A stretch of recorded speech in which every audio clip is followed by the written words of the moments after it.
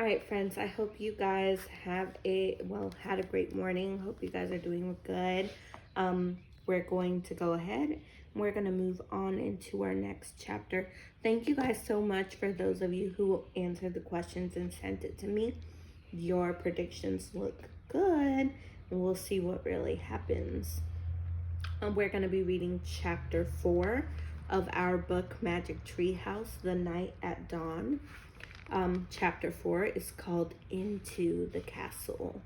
Remember that in this last chapter, chapter 3, they had gone across the bridge. Annie had gone across the bridge, and Jack was studying the castle through his book. But he realized that Annie had vanished and gone towards the castle. Again, chapter 4 is into the castle. So my prediction is that they will probably get into the castle. But who knows what's going to happen? Who knows what they're going to see? "Oh, brother," muttered Jack. He threw his stuff into his pack and moved towards the drawbridge.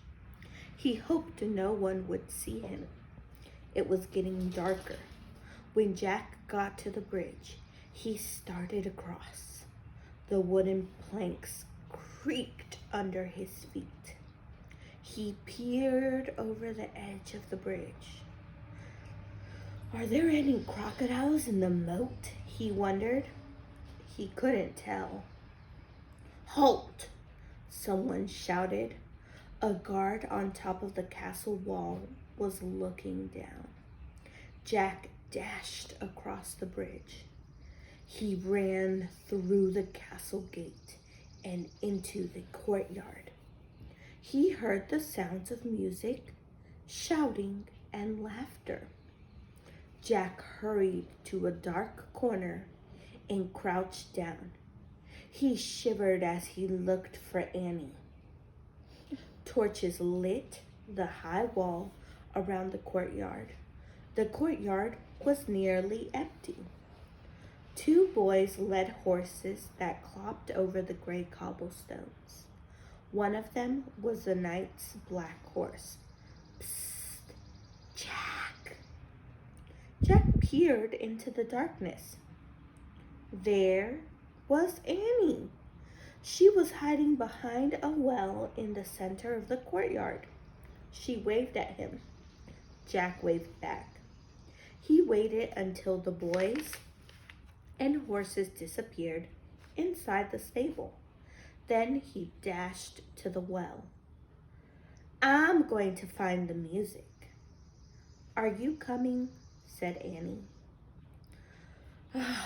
Okay, Jack said with a sigh.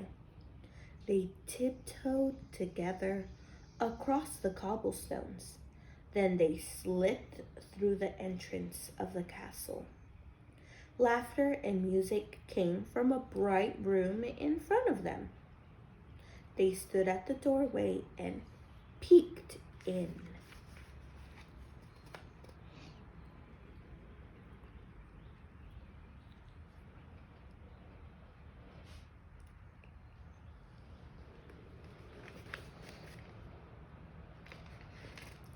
The feast in the great hall, whispered Jack. He held his breath as he stared in awe. A giant fireplace blazed at one end of the noisy room. Antlers and rugs hung on the stone walls. Flowers covered the floor. People in bright clothes and funny hats strolled among the crowd. Some played oddly shaped guitars. Some juggled balls in the air. Some mallet swords on their hands. Boys in short dresses carried huge trays of food. Dogs were fighting over bones under the tables. Men and women dressed in capes and furs sat on long, crowded wooden tables. I wonder which one is the knight, said Jack. I don't know, whispered Annie. But look, They're all eating with their fingers. Halt! Someone shouted behind them. Jack whirled around. A man carrying a tray of pies was standing a few feet away. Who art thou? He asked angrily. Jack squeaked. Ooh! Annie squeaked. Ooh! They ran as fast as they could down a dimly lit hallway.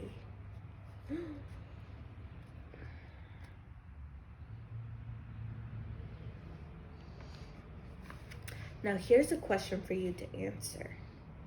What would you have done if you were Jack and Annie? So if you were standing in a hallway and somebody angrily asked you, who are you?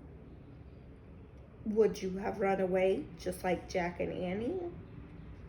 Or would you have stayed? It's question number 1.